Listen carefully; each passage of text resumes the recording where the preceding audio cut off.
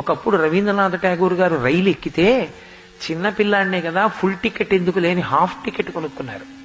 కొనుక్కున్నప్పటికి ఆయన full ticket కొనుక్కోవలసిన age, కానీ half ticket కొనుక్కుని ట్రావెల్ చేసి తండ్రి దగ్గరికి వెళ్ళారు. వెళ్ళి డబ్బులు ఇచ్చారు. తండ్రి లెక్క చూసుకుని అన్నాడు, ఇంత డబ్బు రాదుగా, ఇంత డబ్బు ఎలా మిగిలిందన్నాడు. నాన్నగారు నేను హాఫ్ టికెట్ కొనుక్కున్నాను.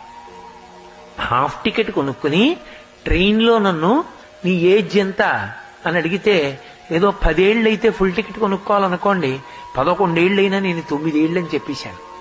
రైల్వే టీటీఈ నన్ను కనిపెట్టలేకపోయాడు. నేను హాఫ్ టికెట్ తో ఇంటికి వచ్చేసాను నాన్నగారు, డబ్బులు మిగిలి అన్నాడు. దేవేంద్రనాథ్ ఠాగూర్ ఏమీ మాట్లాడలేదు.